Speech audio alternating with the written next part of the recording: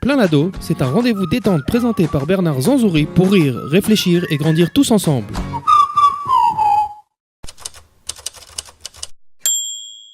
Bienvenue aujourd'hui sur Plein Lado, avec moi des invités, comme d'habitude, des invités prestigieux, trois très jolies jeunes filles, souriantes, dont une qui n'a qu'une oreille, Edel, Ilana et Dvora, aujourd'hui avec nous. Bonjour Edel. Bonjour. Bonjour Dvora. Bonjour. Salut Ilana, ça va? Salut. Ça va bien? T'es avec moi? Ouais, ça va. Et un invité que les gens de la région connaissent bien, Mike Nakache, ancien directeur du mouvement Tikvateinu à Paris, une figure dans la communauté là-bas. Et depuis son arrivée en Israël, le roi du laser game. Il va nous raconter un peu plus tout ce projet tout à l'heure.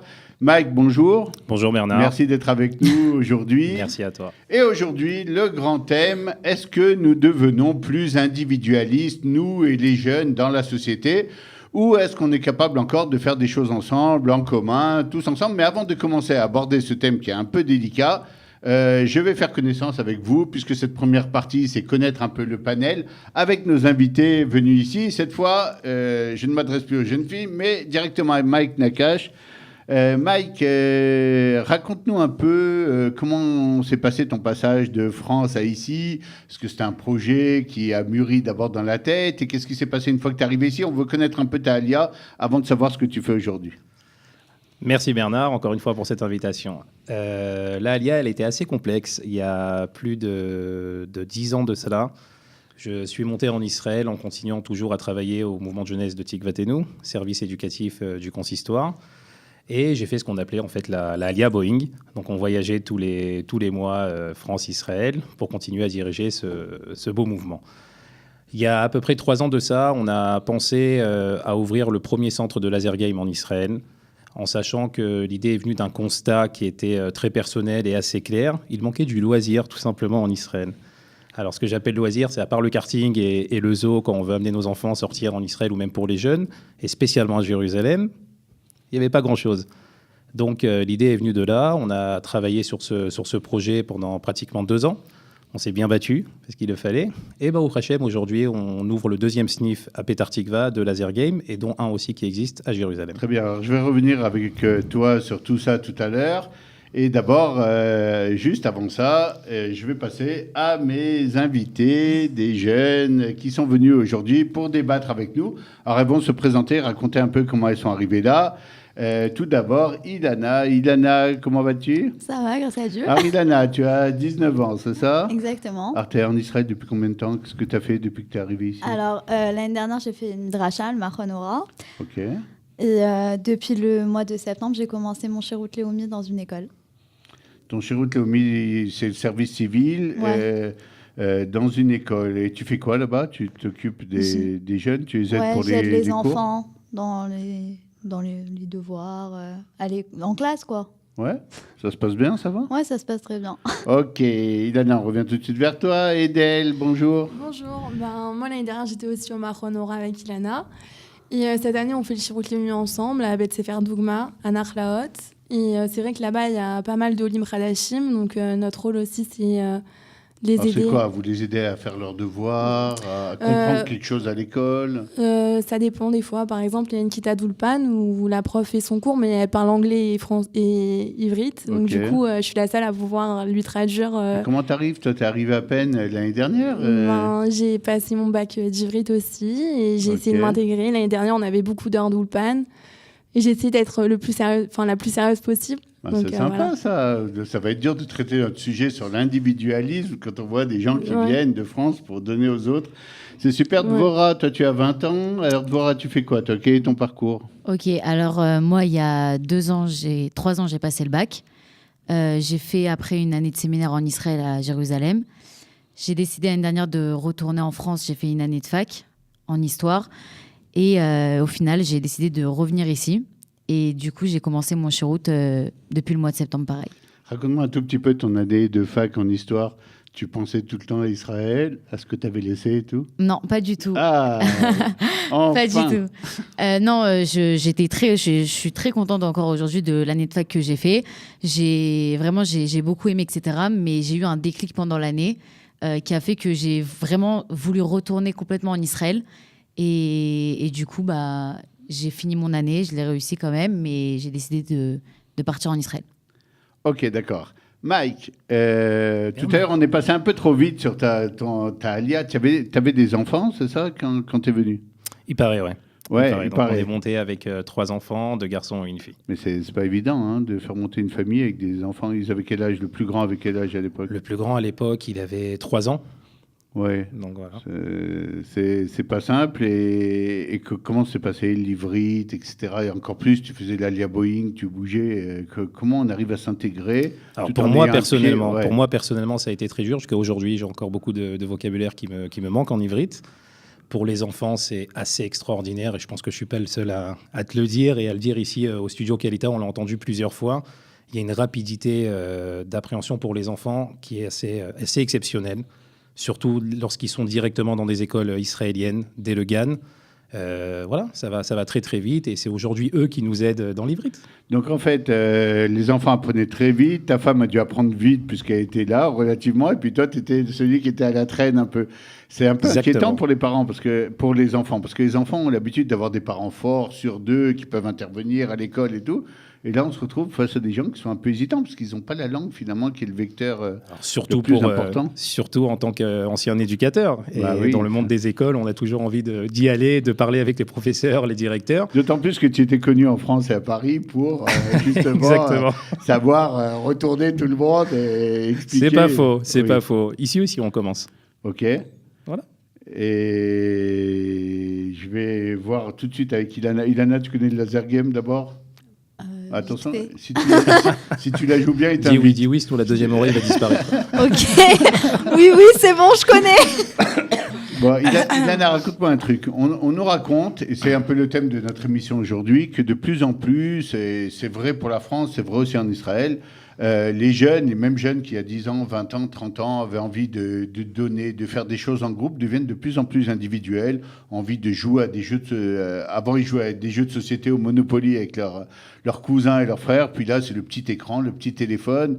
Ma petite carrière, mon petit intérêt, vous voulez un service, combien vous payez? Et comme si que tout était orienté maintenant, je dois me développer, je dois gagner mon oseille, et puis fichez-moi un peu la paix. Est-ce que c'est vrai? C'est comme ça que ça se passe chez les jeunes que tu connais, toi? C'est vrai qu'il y a beaucoup d'individualisme, mais bon, voilà. Comment ça se passe? Vas-y, raconte de tes amis, tes trucs. Moi, je vis en colocation, on est 8 filles dans l'appartement, et c'est pas toujours... Ouais, c'est pas toujours facile. Il y a beaucoup qui pensent chacune pour elle. Ça veut dire. Ouais, j'ai déjà fait la vaisselle. J'ai déjà fait la vaisselle. T'as pas payé ton loyer. Je vais te faire payer les intérêts. Ouais, des petits calculs mesquins. J'en ai rien à faire que tu dors. Elle te regarde, les 7 autres. C'est pas grave. Non, ça va, il y a Edel qui est là. Mais je m'en fiche que tu dormes. Moi, j'ai besoin de faire mon bruit, je fais mon bruit. Ah ouais, c'est ça, mon bruit. L'autre, c'est mon sommeil. Moi, j'ai besoin de mon sommeil. Ouais, effectivement, voilà, il y a des. Bon, je te rassure, il y a 30 ans, il y avait aussi des petites bastons comme ça. Edel, quelle est ton impression, toi? Est-ce que la société, on a l'impression que les jeunes ont envie de plus jouer leurs cartes personnelles aujourd'hui? Oui, c'est vrai. D'un côté, oui, c'est vrai. Mais d'un autre côté, c'est vrai que la mentalité a fait que les gens deviennent comme ça. Ça veut dire qu'entre guillemets, il n'y a pas de fumée sans feu. C'est vrai qu'avec tous les smartphones qu'il y a aujourd'hui, les gens, ils rentrent chez eux, ils disent plus bonjour à leurs parents, ils rentrent dans leur chambre. Ça devient une habitude, quelque chose qui devient banal, normal, mais bon, c'est vrai que c'est pas... mais tout a évolué un peu dans ce sens, tu vois, même des jeux télévisés, avant c'était on joue en équipe contre eux, et puis là c'est je suis sur l'île, le truc, je joue ma carte personnelle, et si je peux t'éliminer, j'en ai rien à faire. Tu dis que c'est un peu la société un peu qui influence... Qui formate en fait les gens à devenir comme ça. Après, faut pas non plus se dire que la société est comme ça, du coup ne pas se remettre en question.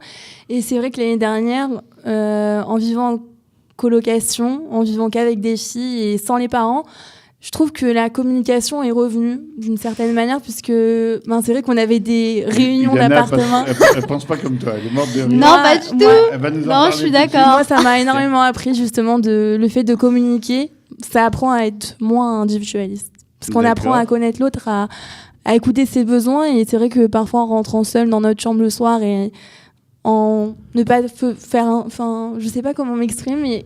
Par exemple, si on fait un sourire à une copine un soir et qu'on voit que elle elle nous répond pas forcément, on va pouvoir s'asseoir avec elle et communiquer et pas forcément fermer la porte de notre chambre et s'asseoir dans notre lit en fait. On n'est pas encore aux histoires de je suis devant quelqu'un et je lui envoie un WhatsApp pour lui dire comment tu vas. On n'est pas encore.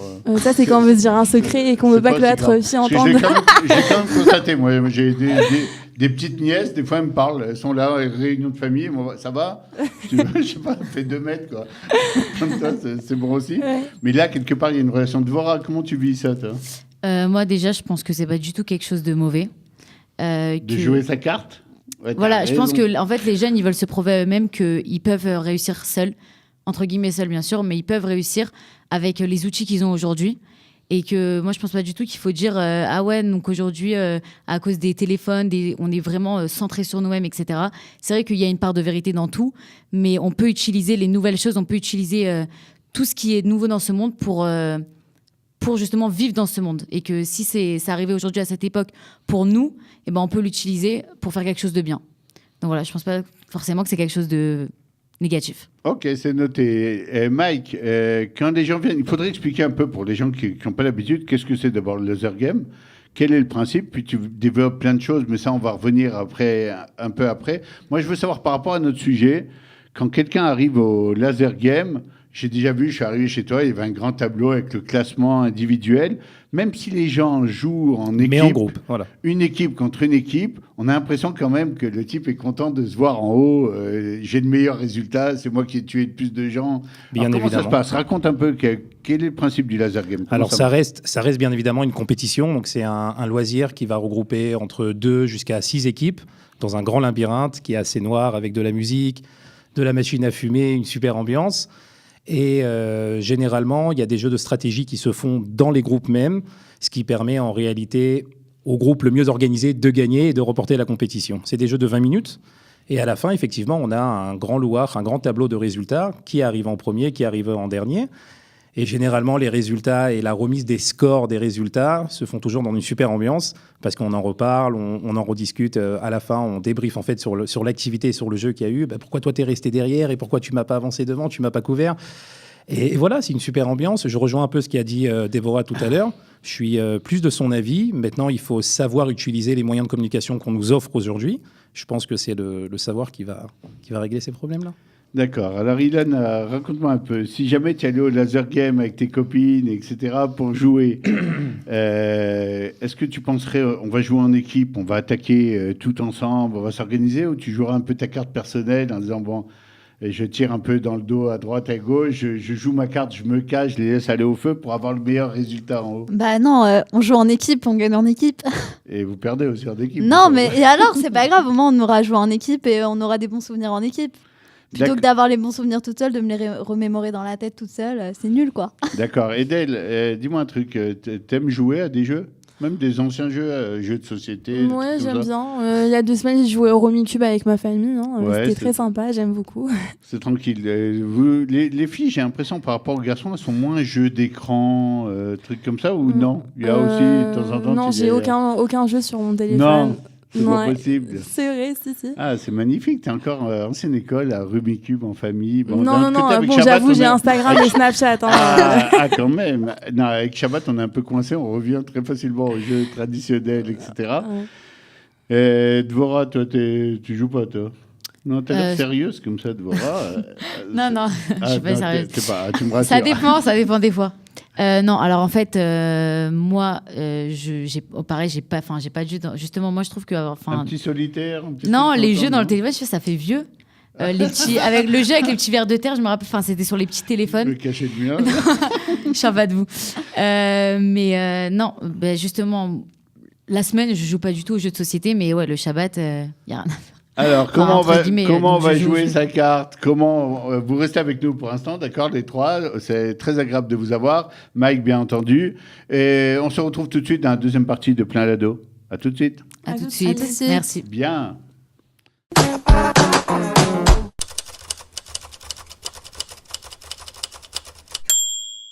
Deuxième partie de Plein Lado, et avec nous toujours nos 3 invités, Edel, Ilana et Dvora, et notre invité principal, Mike Nakache, Laser Game, connaissez-le, ancien directeur de Tikvateinu. Mais en ligne avec nous, Amélie Ababou. Amélie, c'est l'âme du Centre national des étudiants francophones, le CNEF à Jérusalem. Et on va poser aussi des questions à Amélie pour savoir si dans son travail au quotidien, elle rencontre justement ces histoires-là. Amélie, bonjour. Bonjour Bernard, bonjour tout le monde. Ça va bien, ça bosse au CNEF? Bonjour. Ça bosse au CNEF, c'est une journée difficile aujourd'hui. Ah, c'est une journée difficile, c'est pourquoi nous vous appelons pour mettre de l'ambiance sur l'ambiance, la spécialité du Studio Qualita. Amélie, on avait une question pour toi ici, parce qu'on est en train de débattre avec de charmantes jeunes filles, avec Mike Nakache ici, de l'individualisme qui semble se développer un peu chez les jeunes, chez les étudiants des fois, qui était un peu moins prononcé il y a quelques années, qui ressemble apparemment, d'après ce que nous disent ici nos invités, à ce qui se passe dans la société. Est-ce qu'au CNEF, vous ressentez aussi que les gens qui arrivent de France, qui viennent vous demander conseil, ont changé par rapport aux jeunes qui venaient il y a 10 ans? Ah oui, ça c'est sûr, ils ont changé. C'est sûr. D'abord, la jeunesse n'est pas la même, mais je pense que c'est d'abord dû, à mon avis, à la virtualité. Ça, c'est le premier des éléments. Du côté de l'individualisme, c'est un petit peu ambigu à mes yeux. C'est-à-dire, d'un côté, ils sont très individualistes, c'est-à-dire qu'en fait, ils veulent surtout d'abord penser à eux-mêmes. Okay. Mais d'un autre côté, ils ne peuvent pas vivre sans le regard des autres, sans l'interaction des réseaux sociaux, sans tout le temps se mettre en avant ou mettre en avant quelqu'un d'autre, se présenter à la société ou regarder l'autre à travers le virtuel. Et donc, en fait, c'est un individualisme qui dépend complètement quand même de la société. C'est très particulier, quoi. D'accord. En fait, la société a changé. On voit même aujourd'hui, même Studio Qualita, c'est une radio officiellement et on est filmé. Est-ce qu'on n'est pas un peu, justement, surexposé un peu, Amélie? On nous demande, des fois, même pas notre avis. On se retrouve sur un film viral sur Facebook où on voit notre tête parce que quelqu'un a filmé pas loin de nous. Et aujourd'hui, on est obligé de se présenter un peu comme si on vendait aussi un peu un produit.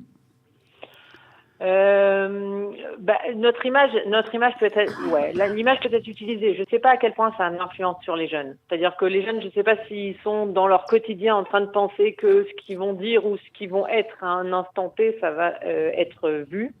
Mais je sais que ce qui va être vu, c'est très important pour eux. C'est très important pour eux de mettre la bonne image, de se photographier au bon moment, de parler sur Facebook au bon moment ou sur d'autres réseaux sociaux qui sont peut-être encore plus jeunes que Facebook. Et donc, ça met quand même en avant l'image qu'ils ont envie de donner d'eux. Et c'est peut-être une image qui est très truquée. C'est peut-être une image qui n'est pas vraie du tout. Donc, ça montre quand même une certaine volonté d'individualisme, de montrer le bon côté des choses tout le temps, ou en tout cas ce qu'on a envie de montrer. C'est pas forcément des choses positives. On montre des choses qui sont extrêmement négatives, mais c'est un choix. Et les jeunes vivent beaucoup là-dedans. Mais je ne sais pas si ça continue vraiment au niveau de leur développement en Israël.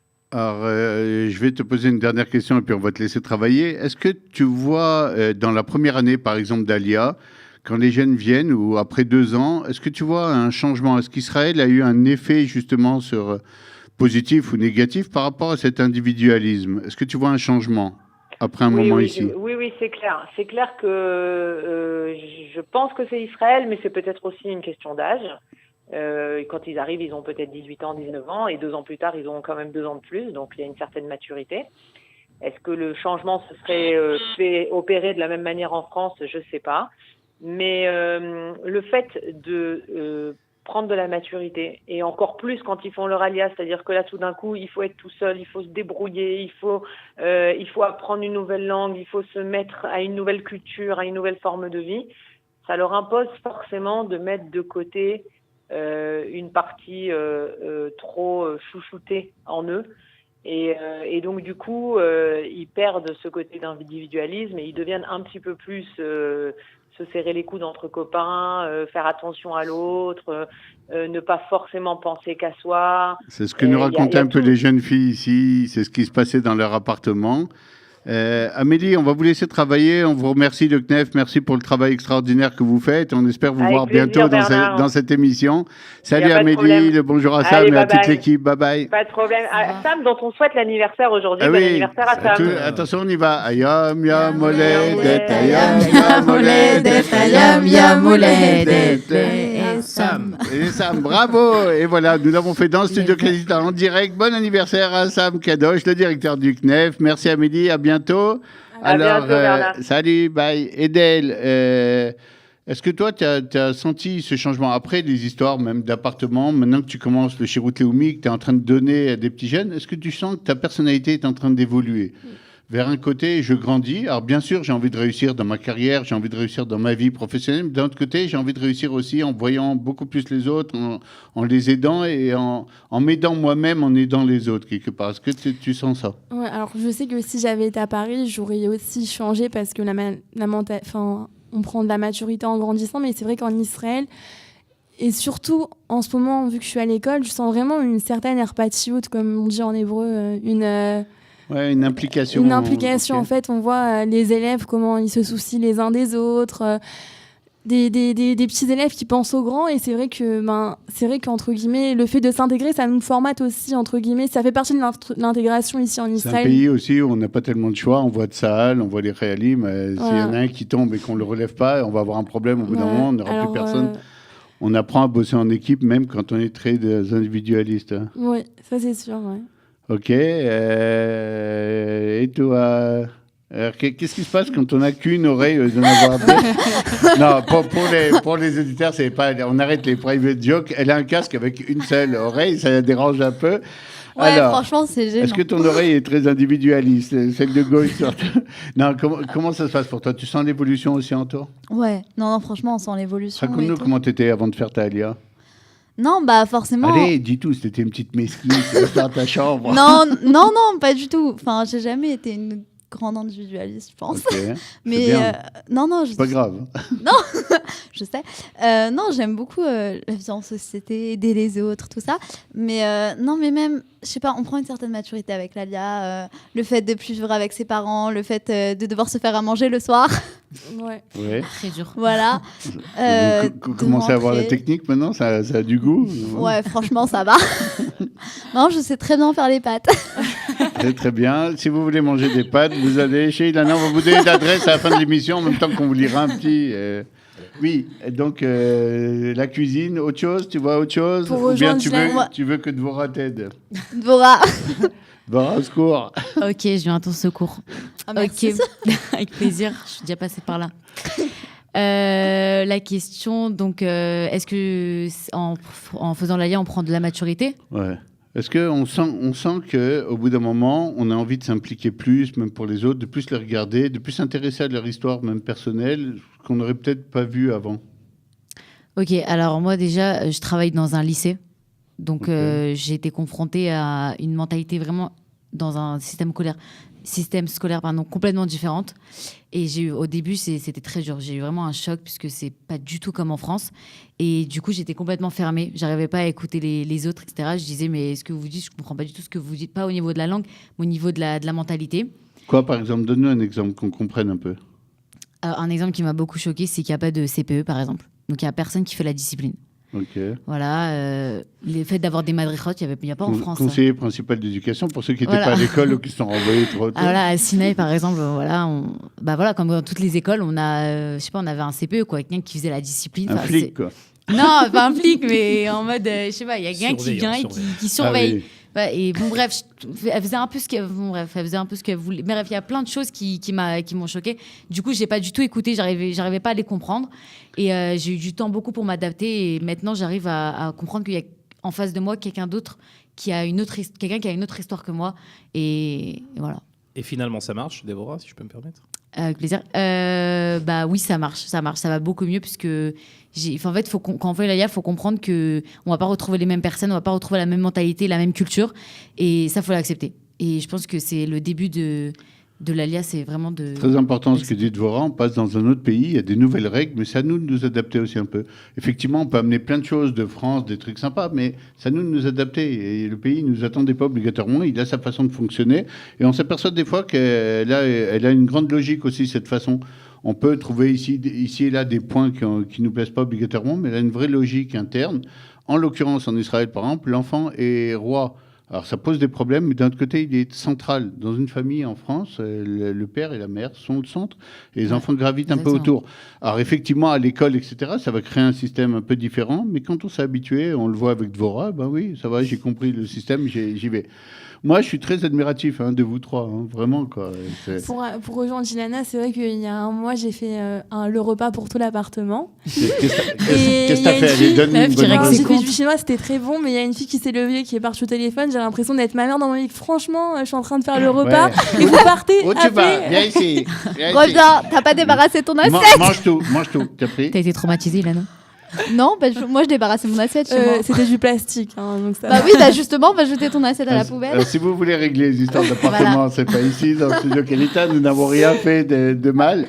Mais en tout cas, ça a l'air de vous mettre de bonne humeur. Vous avez des grands sourires à chaque fois que vous racontez des histoires. Je suppose que vous pensez aux petites histoires cachées dont vous nous parlez pas du tout. Allez, petite histoire quand même. Un truc, on dira pas le nom. On dira pas le nom de la fille. Un drame. Est-ce qu'il s'est passé un truc? Vous avez dit, mais la fille, elle exagère. Moi, j'avais des histoires. Je vous raconte même pas. La fille qui avait pris toute l'eau chaude dans la douche alors que les 8 autres n'étaient pas passés, etc.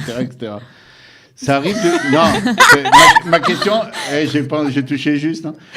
Ma question véritable est comme ça. Est-ce qu'il y a des gens qui n'évoluent pas vous voyez, vous dites, mais c'est pire. Je veux dire, encore beaucoup plus individualiste. C'est pas possible, quoi. Est-ce qu'il y a des gens qui n'arrivent pas à s'adapter justement à ce système et qui ont gardé... Moi, pourquoi je vous dis ça et pourquoi cette émission ? En France, il y a 20-30 ans, quand tu rencontrais des mecs un peu intellectuels, des étudiants et tout, ils te disaient, je veux faire l'ENA, par exemple, j'ai envie d'être ministre pour changer les choses. Et aujourd'hui, tu rencontres que des mecs qui disent, je veux faire une école de commerce ou faire dentiste, ça gagne bien, etc. Mais tu as l'impression vraiment que je choisis ma truc, soit par rapport au fric, soit par rapport, je vais monter une boîte. Mais je pense plus qu'à ça. C'est-à-dire le don, il a presque disparu, en tout cas, du discours. Et c'est pourquoi ce qui m'intéresse, c'est effectivement s'il y a un changement quand tu grandis, je suppose, et je vois aussi en France des mecs qui donnent énormément. J'étais avec des jeunes qui ont monté le Young Project en France, un truc d'étudiants, c'est extraordinaire. Ils mettent des soirées en... Mais la tendance générale, c'est je joue ma carte de plus en plus. Et effectivement, c'est pas obligatoirement une mauvaise chose parce que la société elle te pousse un peu vers ça. Mais dans quelle mesure, des fois, ça t'empêche pas de voir un peu l'autre en face? C'est ce que je veux savoir avant que vous partiez, parce que je sais que vous êtes un peu pressé, on vous a retenu un peu tout à l'heure. Alors, Edel, dis-nous un peu, qu'est-ce que t'en penses? Par rapport au fait de s'intégrer et de changer, c'est vrai que moi, je sais que j'ai pas changé directement. Ça a été un long processus. Qu'est-ce que tu veux étudier plus tard, toi, par exemple? Si c'est finance, c'est pas grave. Ah non, pas du tout. C'est peut-être la psychologie ou infirmière, je sais pas encore. C'est vrai que j'ai pris du temps. Ça veut dire j'ai pris du temps à me dire oui, je dois accepter que cette mentalité n'est pas la mienne, entre guillemets. Et c'est vrai que le fait de passer le pas et se dire ça y est, je dois l'accepter, c'est ça qui m'a fait changer. Oui, c'est-à-dire quelque part, vous n'avez pas tellement de choix. C'est-à-dire si tu veux t'intégrer en Israël, tu es obligé de comprendre l'autre, de comprendre comment il fonctionne, comment il réfléchit. Et... c'est comme ça dans la vie. Si demain, je n'arrive pas à comprendre ma copine, pourquoi elle réagit comme ça, c'est partout dans la vie, quoi. On a besoin de se mettre à la place de l'autre pour comprendre pourquoi on doit l'accepter, en fait. Je pense que c'est ça qui m'a beaucoup aidée. D'accord. Il nous reste très peu de temps dans cette seconde partie. On va se dire juste un petit mot de la fin un peu à Dvora et à Ilana. Dvora, tu veux faire quoi plus tard, toi? Tu as déjà dans ta tête, tu sais quoi? Ouais, prof d'histoire. Prof d'histoire, effectivement. Tu as fait une année d'histoire ici, donc tu vas continuer, etc. Toi? Moi, j'aimerais être prof à la fac d'économie. Prof à la fac d'économie. Prof d'éco, quoi. Toutes les trois, prof d'abord. Mais à la fac. Ok, donc on retient prof d'éco à la fac. Je vous retrouve dans quelques années, on passera ici. D'abord, vous êtes invité à revenir quand vous voulez, etc. Et juste avant de vous libérer, aujourd'hui, on va rappeler quelques petits renseignements. Vas-y, Ilana, fais-le pour moi. Alors, après s'être entraînée 10 fois. Attention, Studio Qualita, l'école de la radio. Alors, le numéro de la boîte vocale est le 050 430 80 20. Vous pouvez télécharger l'application Studio Qualita sur l'Apple Store et Google Play. Vous pouvez également nous retrouver sur le site www.studioqualita.com. Impeccable. À tout à l'heure. Merci, au pour la revoir. suite.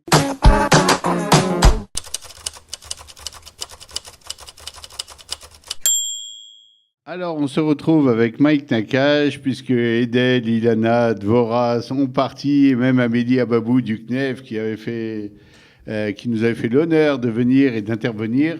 Ils sont tous partis. On se retrouve maintenant avec Mike Nakache pour la partie un peu plus sérieuse de l'émission, puisque Mike n'est pas seulement le directeur du Laser Game de Jérusalem et bientôt de Peter Tikva, qui ouvre sa deuxième branche, mais aussi quelqu'un de très important dans la communauté en France, puisqu'il avait non seulement dirigé Tikvatenu, qui était le mouvement du consistoire de Paris, mais aussi avait organisé énormément d'événements pour la jeunesse, des Shabbatot pleins pour étudiants, etc. Et moi, je vais lui demander un peu, Mike, comment ça se passe? Comment un éducateur qui a passé sa vie dans les mouvements de jeunesse, à éduquer des gens, à leur donner des valeurs, à les monter, comment on fait le passage avec un truc comme le Laser Game, où finalement, oui, on voit encore des jeunes, oui, ils viennent jouer, mais c'est quand même super différent, quoi.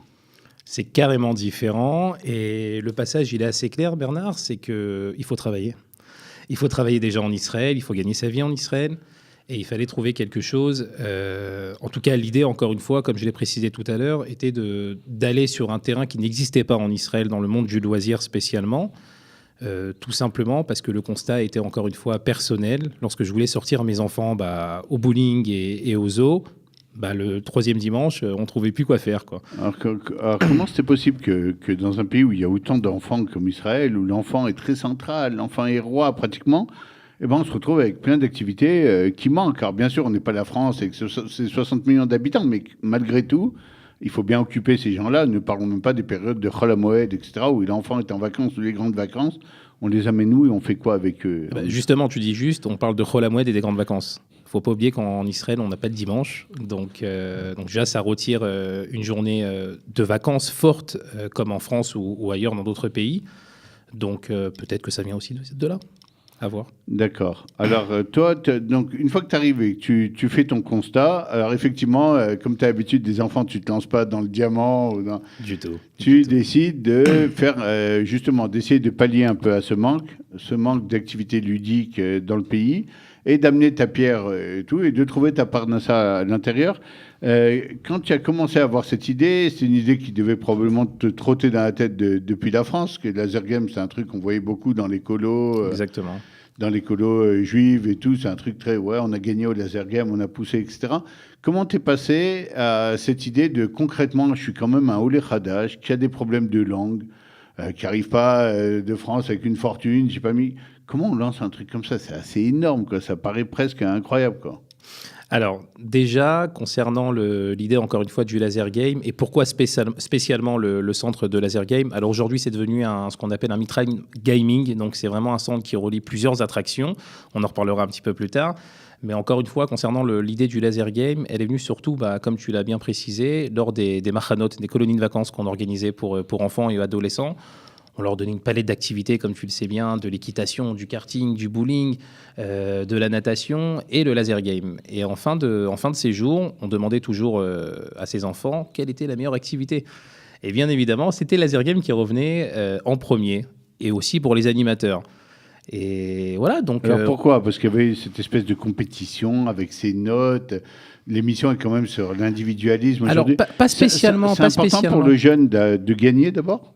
Alors, c'est toujours important pour le jeune de gagner. Et pour rebondir un peu ce qu'a dit tout à l'heure Amélie au téléphone, je ne pense pas que la jeunesse d'aujourd'hui a changé par rapport à la jeunesse il y a 20 ans, ou il y a 30 ans, ou il y a 40 ans. Je pense qu'il y a toujours eu ce truc-là de vouloir gagner, d'être premier à l'école, d'être premier au foot, d'être premier, d'être premier un petit peu partout quand on est jeune et quand on est enfant. Maintenant, par rapport au laser game et à ce jeu-là, généralement 2 groupes, on peut jouer encore une fois entre 2 et 10 groupes, on peut faire des groupes de 5 personnes jusqu'à 20 personnes. Ça permet encore une fois de monter des stratégies avant le jeu et d'en tirer les conclusions après le jeu. Et ça, c'est assez sympathique et ça permet encore une fois de discuter avec ses amis ou avec les gens avec qui on a joué pendant la partie. Il y a des enfants qui reviennent pour améliorer leur performance, qui arrivent avec la feuille, qui disent bien évidemment. Je veux et on m'améliorer, je veux trouver des nouvelles techniques. Bien sûr, et on joue beaucoup sur ça. On a fait ce qu'on appelle un tableau des 3 premiers, donc avec la feuille des résultats et surtout la tête de la personne qui a gagné accrochée en plein milieu du centre. Alors, il y a un avantage quand même au laser game, pour ceux qui ont déjà joué, c'est que c'est pas que du virtuel. C'est pas qu'un écran, on court, on doit courir, on doit se cacher, on doit faire de la stratégie avec ses copains. C'est quand même une alliance assez intéressante entre du physique. on voit les gens courir, il y en a qui sont en sueur un peu, et puis et en même temps du matériel haut de gamme au niveau des lasers, des trucs. C'est assez fou quoi comme ambiance. Alors pour toi, c'était important aussi que les gosses arrivent quand même à bouger, à se dépenser, que ça soit une sortie. C'est pas un truc qu'on joue depuis la maison. Exactement, donc c'est contrairement aux jeux vidéo ou à sa PlayStation avec son petit téléphone devant ou sa manette entre les mains, là on sort réellement de ce genre de loisirs. Déjà, on sort de la maison, je pense que c'est assez important, donc on ouvre la porte de chez soi pour sortir, pour aller quelque part, pour aller rencontrer d'autres personnes, et pas en virtuel comme tu le précises bien. Et on va en groupe, toujours dans un esprit de groupe, pour jouer, pour s'amuser et éventuellement pour gagner. J'ai une question par rapport à ça, justement, parce que moi, tu sais que ce qui m'intéresse beaucoup, c'est la famille.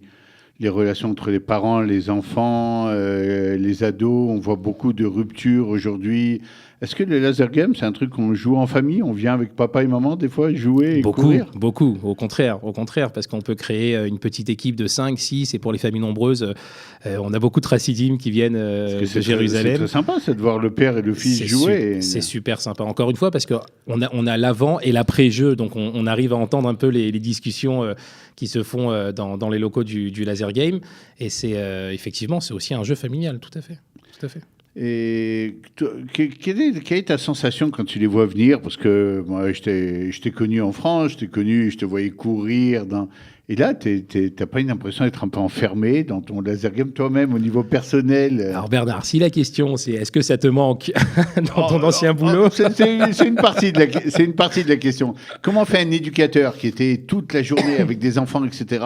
Bon, je vous vends des tickets de laser game, rentrez, amusez-vous, mais au bout d'un moment, c'est pas un peu répétitif? Alors sincèrement, tu me connais assez pour savoir qu'il est impossible pour moi de rester derrière une caisse pour vendre des tickets. D'abord, c'est pas spécialement le but du laser game. On est toujours à la recherche, et personnellement, je suis toujours à la recherche de nouvelles choses. Alors tu vas me dire, mais comment tu peux faire ça avec du laser game?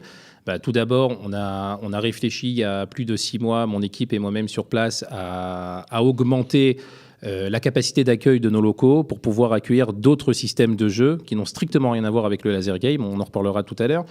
Tout ce qui est réalité virtuelle. Donc justement, là, on va le garder pour le dernier quart d'heure parce que je veux lui consacrer un beau morceau. Bien sûr. Donc on essaye, tout ça pour te dire qu'on essaye vraiment de trouver d'autres moyens, à part le laser game, de faire animer ce centre. Et je précise bien ce centre. Je vais te donner un exemple. On a lancé il y a quelques mois une activité tous les lundis soirs au laser, avec un shiur de Torah et une pizza, des sushis pour là, pour on n'est plus manger du tout dans le laser ou dans l'attaque. Pas du tout. Pourquoi il y a une demande des jeunes de faire autre chose dans les locaux, comme si c'était un centre de loisirs? Pas spécialement dans les locaux, mais il y a une demande des jeunes en général, et on le sait, spécialement francophones en Israël, encore une fois, de sortir et de se réunir autour d'un projet. Et je pense, peu importe le projet, parce qu'on a vu autour de nous des projets qui se font comme tout simplement des shiurim de Torah qui regroupent des francophones qui marchent bien. On a vu des matchs de foot qui s'organisent dans des quartiers, et d'autres jeunes ou d'autres personnes, d'autres quartiers se réunissent aussi pour jouer aux matchs de foot tous les jeudis soirs. Je pense à un ami qui organise ça. D'ailleurs, je lui fais un petit coucou à Johan. Tous les jeudis soirs, aujourd'hui, il réunit pratiquement 200 personnes tous les jeudis, des jeunes, carrément, juste pour faire un petit match de foot, mais surtout pour se retrouver encore une fois. Et donc l'idée est venue de là aussi, donc de créer ce petit shiur de Torah. Alors, on a quand même aussi des règles, donc il faut venir à l'heure. Et si on vient à l'heure, on écoute le shiur, on mange une petite pizza sympa, tout ça gratos, et en plus on offre une partie de laser game derrière. Ouais, c'est super sympa. Ça, oui. Alors aujourd'hui, on dépasse la centaine de personnes. Donc, on n'a plus vraiment de place sur Jérusalem. Je prends ça comme une invitation. D'ailleurs, tu es le prochain conférencier, comme tu le sais bien. Non, ça, je ne le savais pas. Mais si. Mais c'est agréable de l'entendre. Mais en tout cas, je ferai une petite partie de laser game contre les autres conférenciers, si vous voulez les ramener. En virtuel pour toi, je pense que ce sera beaucoup plus sympa. Et le gagnant fera le chiour. Il n'y a pas de problème. Tout à l'heure, dans la 4e partie, on va parler un peu des perspectives d'avenir de ce genre de jeu, de la réalité virtuelle, qui est aujourd'hui un sujet qui fait beaucoup parler dans le monde. Moi, je vais revenir un peu à ce qu'il y avait en France à l'époque de Tikvatenu, à l'époque où tu étais directeur comme ça. Raconte-nous un tout petit peu pour les auditeurs qui écoutent. Qu'est-ce qui était important pour toi quand tu organisais ces énormes colos? Je me rappelle, tu faisais les colos les plus grandes probablement sur un seul centre de France. Qu'est-ce qui t'intéressait à toi comme éducateur et qu'est-ce qui intéressait l'enfant qui venait pour... Je me souviens qu'on va faire une petite révélation pour les gens. Hein, Mike Nakash était spécialiste pour mettre des étoiles dans les yeux des enfants. Il avait toujours des idées, une bar mitzvah au Mahané qu'on organise nous-mêmes et qu'on monte. Qu'est-ce qui te faisait kiffer, toi, dans ça? À quel moment tu te dis, on fait quelque chose d'utile, vraiment, pour la communauté, pour ces jeunes? Bah, tout simplement, c'est exactement l'un des points que tu viens de rappeler. Alors, pour en donner un peu plus de détails, on essayait, en tout cas, avec les moyens qu'une colo peut avoir, d'organiser, quand les parents ne pouvaient pas le faire en dehors d'une colonie de vacances, parce qu'aujourd'hui, d'organiser un événement comme une bar mitzvah en France, c'est très cher. Une salle de réception, un traiteur, une animation musicale. Donc, on proposait justement à la famille d'organiser nous-mêmes, par exemple, cette bar mitzvah ou cette bat mitzvah. Et ça donnait un résultat assez extraordinaire. Il faut s'imaginer que dans les derniers machanot, dans les dernières colonies de vacances, on était à peu près 300-350 personnes, y compris les madrichim, spécialement là pour une bar mitzvah ou une bat mitzvah avec une ambiance musicale de folie, une ambiance des madrichim de folie. C'était assez extraordinaire. Et c'est spécialement ces petites choses-là que personnellement je recherchais et j'attendais dans les machanot. Et à ce moment-là, tu avais l'impression que l'individualisme, justement, le fait il était en train de se casser, il y avait quelque chose qui se créait entre les enfants, on disait, je ne peux pas être individualiste. Quand je vais aider un petit à faire sa bar mitzvah ou à une fille qui était plus en contact avec la religion à faire la bat mitzvah, ben, tout le monde met la main à la pâte et tout le monde essaye de rajouter de la simcha, etc. De toute façon, une ambiance colonie de vacances, ça casse. Donc, on est absolument dans un vivre ensemble du début à la fin de la colo, et pas spécialement pour ces événements-là qu'on organisait. Ça pouvait être dans une salle à manger, lorsqu'on va demander tout simplement à un enfant de se lever, d'aller chercher du pain pour son copain, et la cuisine était à 100 mètres de lui, il le faisait avec plaisir parce qu'il savait que qu'il fallait manger du pain et que grâce à lui, ses autres copains vont aussi manger du pain à ce moment-là.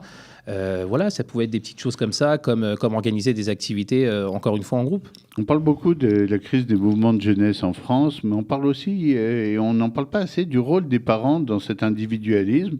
Je me rappelle des parents qui, à 30 ans, poussaient leurs enfants à aller au mouvement de jeunesse, à donner à la communauté, à aller faire du volontariat pour certains trucs, et qui aujourd'hui disent à leur fils, bon, c'est pas peine d'aller là-bas, repose-toi, tu dois bosser dimanche, n'oublie pas que tu dois avoir la mention au bac. Est-ce que les parents ne jouent pas un rôle des fois actif dans le fait de retenir l'enfant et justement de faire en sorte qu'il ait envie de jouer ses cartes individuelles, sa mention, sa réussite et est-ce qu'il n'y a pas quelque chose où on peut les influencer, s'ils les changer un peu aussi? Alors, c'est vrai que l'école est devenue prioritaire pour les parents.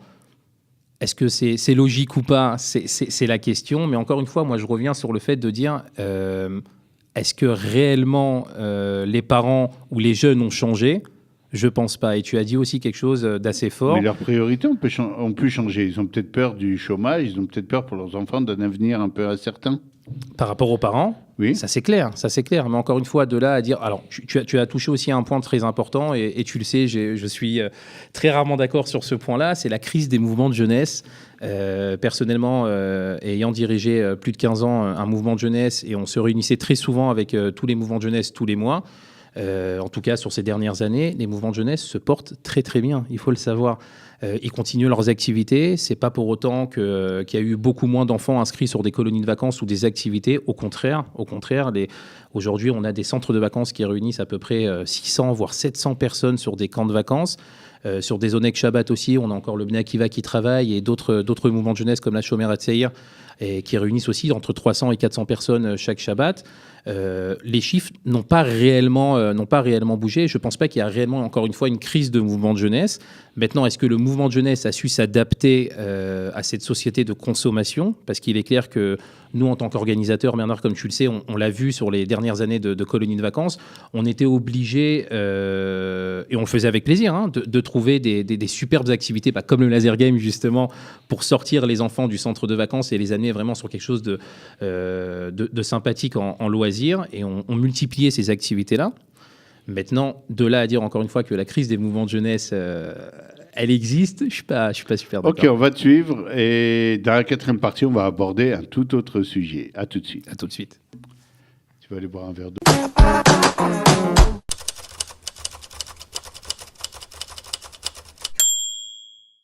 Toujours avec Mike Nakache dans cette dernière partie de Plein Lado consacrée aux jeux, consacrée au téléphone portable, consacrée surtout aux jeunes. Sont-ils devenus plus individualistes avec le temps ou s'adaptent-ils juste au changement de la société? Et on a pas mal parlé déjà avec Mike de toutes ces histoires-là. Mike s'occupe du laser game, pour ceux qui n'ont pas vu le début de l'émission, qui est un jeu assez fantastique où tous les jeunes... Mais il est en même temps tourné complètement sur l'avenir, puisque Mike, aujourd'hui, va se promener dans le monde. Il était en Chine il n'y a pas trop longtemps pour essayer de voir, entre autres, des systèmes, des choses nouvelles, des réalités virtuelles que vous n'imaginez même pas. Alors, Mike, de quoi on parle là? Qu'est-ce que vont avoir les jeunes aujourd'hui ou demain pour savoir s'ils vont devenir plus individualistes, moins, jouer plus en groupe, ensemble? Et à quoi vont-ils jouer? Quels sont les jeux de demain? Alors, ce qu'on appelle la réalité virtuelle, tout se passe dans un casque, tout simplement. Vous mettez un casque sur les yeux et vous rentrez, mais à 100% dans un autre monde. Et ce monde-là, pour le traduire, j'essaie de trouver des mots en français assez faciles pour faire comprendre aux auditeurs comment se passe la réalité virtuelle. Vous rentrez dans un autre monde et vous créez vous-même votre personnage. Attends, alors on va essayer de comprendre pour les auditeurs. Allez-y. Je mets ce casque-là, qui est un Exactement. casque spécial, c'est avec une visière comme ça. Exactement. D'accord. Et là, je vois autour de moi, j'ai l'impression de pouvoir le palper, c'est en 3D ou... Oh, c'est plus que du Oh, 3D. c'est plus du 3D, du 4D, On Bon, a est dépassé dans le une 10D. réalité où, en Voilà. fait, je vois complètement un autre monde et j'ai intérêt à agir là-bas, sinon, je sais pas, on va me couper. C'est de on va me tuer. l'interaction en direct. Donc, tu lèves ton bras parce que ton bras sera capté en fait avec des capteurs qui sont cachés en haut et en bas et sur les côtés. Donc, quand tu lèves ton bras, le joueur lève ton bras. Je suis moi-même ou je suis un joueur que je vois? Alors, ça dépend. Ça dépend Ok. des jeux, ça dépend des possibilités. Mais généralement, quand tu vas lever ton bras, le joueur qui est devant toi, que tu représentes pendant que tu vas jouer, va lever aussi son bras. Alors, j'ai entendu, j'y suis pas allé moi-même, mais je sais qu'en vieille ville, il y a déjà un truc comme ça avec des casques Tout à fait. où tu vois une réalité virtuelle qui est rentrée dans le temple, dans le Beth Amikdash, et tu vois les Kohanim faire le service, et tu peux revivre cette époque, ce qui n'était pas possible jusqu'à aujourd'hui. Jusqu'à aujourd'hui, tu te promenais avec un guide, un Moré d'Erer, qui te disait ici, les Kohanim venaient, ici, il y avait les sacrifices. Puis en fait, tu voyais rien du tout, qu'il fallait avoir une imagination très développée. Exactement. Ce qui se fait aujourd'hui à Jérusalem, en tout cas sur le Beth Amikdash, c'est ce qu'on appelle de la réalité virtuelle en 9D. Donc c'est un film, donc vous êtes statique, assis sur une chaise, vous mettez toujours votre fameux casque, et là vous rentrez justement dans une vision 9D du Beth Amikdash. Nous, ce qu'on a essayé de faire aujourd'hui, en tout cas ce qu'on a importé, parce que ça vient pas de chez nous, hein, des États-Unis, de la France et de Chine exactement. C'est tout un concept qui permet d'aller sur l'interactivité encore plus fort, c'est-à-dire que, encore une fois, vous êtes dans ce qu'on appelle la réalité virtuelle augmentée. Donc c'est vous-même qui allez créer vos propres mouvements dans le jeu. Donc si on prend l'exemple du Beth Amikdash, on pourra tout simplement demain rentrer dans le Beth Amikdash, marcher dans le Beth Amikdash, se tourner à droite et à gauche et en regardant les Lévim qui jouent de la musique ou le Cohen qui fait son shochet et y participer. Et ça, c'est assez extraordinaire. Alors d'un côté, ça sonne extraordinaire, d'un autre côté, ça fait un peu peur. On a l'impression que les gosses peuvent quitter un peu la réalité, n'auraient plus les pieds sur terre parce qu'ils vont trouver la réalité virtuelle peut-être plus intéressante ou plus amusante que celle qu'on leur propose tous les jours. C'est pas faux, mais il faut savoir que les jeux, justement, ont été étudiés par de grands psychologues dans le monde entier pour justement stopper l'imagination ou de l'enfant ou même de l'adulte. Il faut savoir qu'aujourd'hui, on a beaucoup d'adultes qui jouent dans la réalité virtuelle augmentée et généralement, une partie ne dure pas plus de 7 minutes et c'est pas pour rien. Parce que encore une fois, il faut vivre cette expérience, il faut pour la comprendre, il faut vraiment s'imaginer qu'on est dans un monde virtuel, mais qu'on le vit en réalité. Et ça, c'est encore une fois assez fort. Donc, on ne peut pas dépasser 5-6 minutes de jeu en réalité virtuelle augmentée. Alors, qu'est-ce qu'on a comme réalité? On peut aller sur la Lune, si j'ai envie, demain, et de ressentir des sensations un peu. On va pouvoir me faire un truc comme ça ou Exactement. Je sais que toi, je sais que toi, Bernard, un de tes rêves, ça a été pilote de chasse, si je ne me trompe pas. Oui, alors, aujourd'hui, on a ce qu'on appelle un simulateur de vol, spécialement pilote de chasse. Donc, tu vas rentrer dans un simulateur. Je vais venir vous rendre visite très bientôt. Très bientôt. Et c'est assez extraordinaire parce que tu as les commandes d'un avion de chasse et tu y vas et tu y crois à 100%. Mike, je sais que c'est une question qui va te surprendre un peu. C'est pas un truc sur lequel tu es préparé. Nous, les éducateurs, Est-ce que grâce à cette réalité virtuelle, on peut essayer de commencer à essayer de réfléchir à des projets, on va pouvoir réparer des choses comme aujourd'hui, je te parlais tout à l'heure du père qui joue avec son fils dans la réalité du laser game, par exemple. Moi, j'aimerais voir un peu plus loin.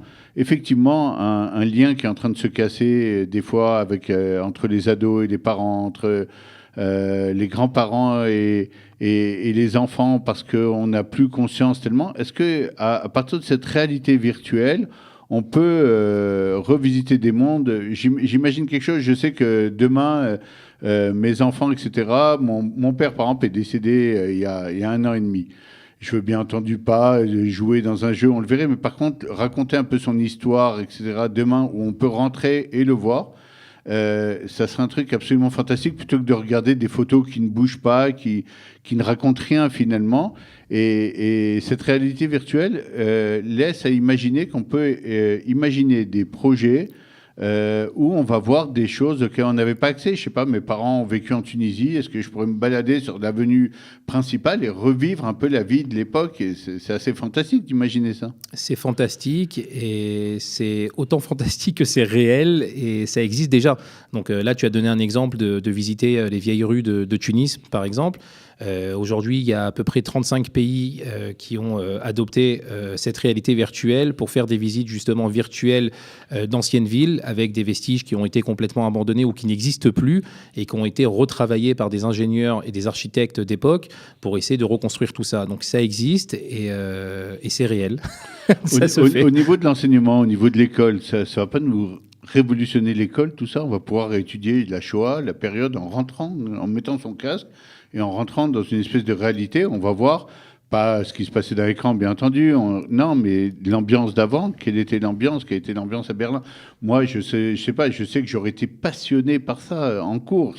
C'est pas écouter un prof qui te raconte des trucs, c'est trop abstrait, le tableau. Alors que là, tu nous parles d'une réalité où je vois une image, je vois des choses, j'apprends. Un enfant apprend par les images beaucoup plus rapidement que par un cours monocorde. Et surtout s'il y a de l'action derrière et que lui-même, encore une fois, va y participer. Il va être acteur carrément de son histoire, de son ancienne histoire et de son futur. Parce qu'on peut imaginer, encore une fois, de créer, ça c'est des ingénieurs qui travaillent dessus, sur les modules qui sont faits sur les plateformes de réalité virtuelle qui sont illimités. Donc bien évidemment, là tu as parlé de l'école, on a qu'à regarder sur les 15 dernières années à la fac, très rare un étudiant qui vient pas son pas téléphone portable, mais son ordinateur portable. Je pense que d'ici une dizaine d'années, la réalité virtuelle va réellement rentrer dans le monde des écoles et des facultés. Ouais.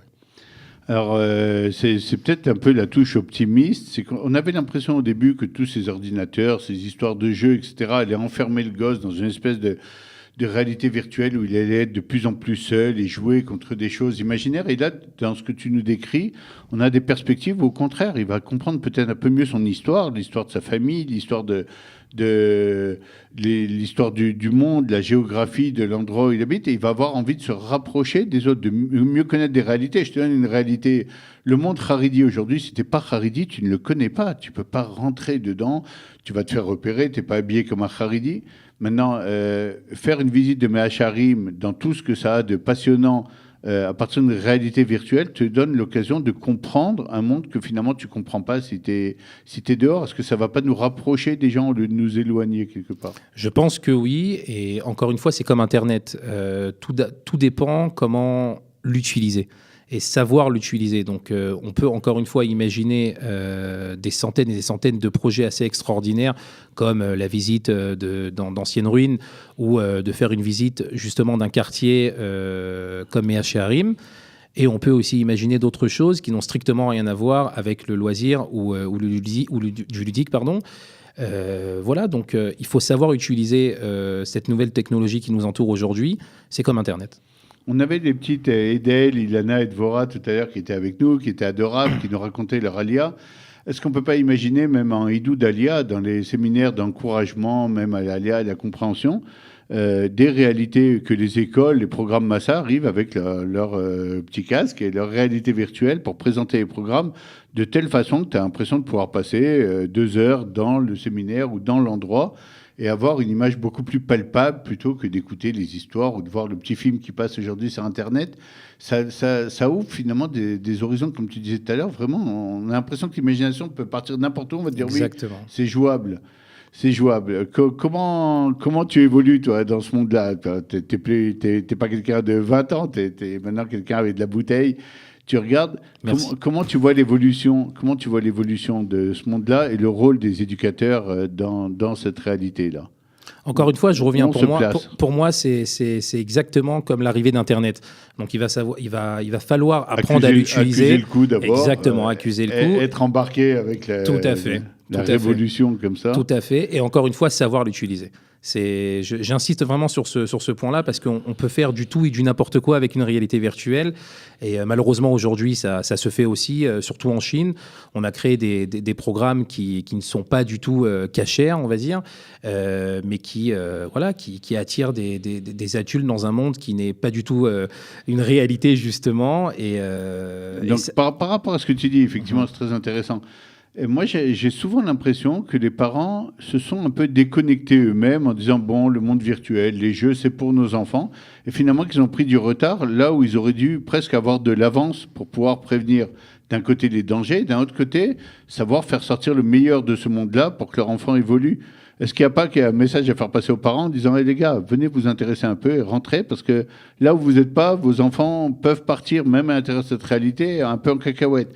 Alors que si vous êtes présent, si vous maîtrisez ces outils, si vous les comprenez, alors vous avez une possibilité de les guider pour qu'ils restent dans des limites claires. C'est super juste ce que tu viens de préciser, Bernard. On peut prendre l'exemple, par exemple, de WhatsApp, cette fameuse application où on peut se parler en message, en direct.